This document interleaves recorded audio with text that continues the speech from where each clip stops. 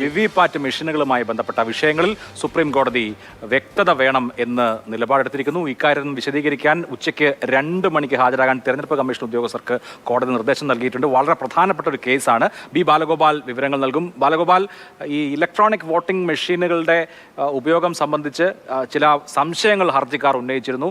VVPAT മുഴുവനായി എണ്ണണമെന്ന ആവശ്യം ഉന്നയിച്ചിരുന്നു. ഈ കാര്യത്തിൽ എന്താണ് സുപ്രീം കോടതി ചോദിച്ചിരിക്കുന്ന ചോദ്യം എന്താണ്?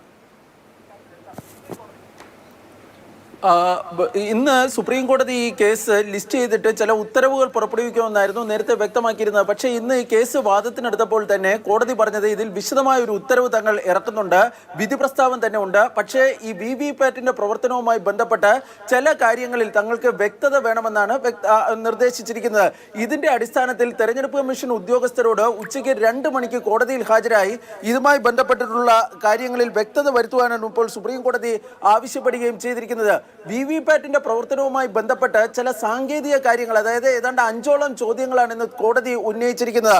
അതിൽ പ്രധാനപ്പെട്ട ചോദ്യങ്ങൾ ചിലത് ഇവയാണ്. അതായത് മൈക്രോ കൺട്രോളർ എന്നത് കൺട്രോളിംഗ് യൂണിറ്റിലാണോ വിവിപാറ്റിലാണോ യൂണിറ്റിലാണോ സ്ഥാപിച്ചിരിക്കുന്നത്? അതുപോലെ തന്നെ ഈ മൈക്രോ കൺട്രോളർ എന്നത് ഒറ്റത്തവണ പ്രോഗ്രാം ചെയ്യുന്ന സോഫ്റ്റ്വെയർ ആണോ, അതോ ഒന്നിലധികം തവണ അത് ഈ ലോഡ് ചെയ്യാൻ വേണ്ടി കഴിയുമോ? ചിഹ്നങ്ങൾ ലോഡ് ചെയ്യുന്ന യൂണിറ്റുകൾ എത്ര? തുടങ്ങിയ വിവിധ കാര്യങ്ങളിൽ ഏതാണ്ട് 5ഓളം ചോദ്യങ്ങളാണ് തെരഞ്ഞെടുപ്പ് കമ്മീഷനോട് ഇന്ന് ഈ കോടതി ആരാഞ്ഞിരിക്കുന്നത്. ഇതിൽ കൃത്യതയും വ്യക്തതയും ഉണ്ടായാൽ മാത്രമായിരിക്കും തങ്ങളുടെ വിധി പ്രസ്താവത്തിന് സഹായകരമാകുക എന്നാണ് കോടതി ഇന്ന് വ്യക്തമാക്കിയിരിക്കുന്നത്.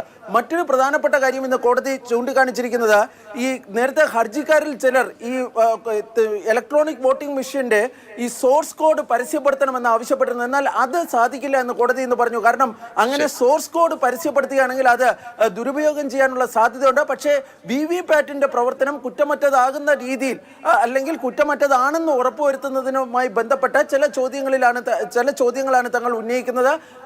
ഉച്ചയ്ക്ക് 2 മണിക്ക് സുപ്രധാനമായ ഈ കേസിൽ കോടതിയിൽ വളരെ നിർണായകമായ വിവിപാറ്റുകൾ മുഴുവനായി കൗണ്ട് ചെയ്യാൻ കോടതി നിർദ്ദേശിക്കുമോ, മാച്ച് ചെയ്യാൻ നിർദ്ദേശിക്കുമോ തുടങ്ങിയ കാര്യങ്ങളൊക്കെ പ്രധാനമാണ്. പല ആളുകളും പലവിധ സംശയങ്ങൾ ഉന്നയിക്കുന്ന സാഹചര്യത്തിൽ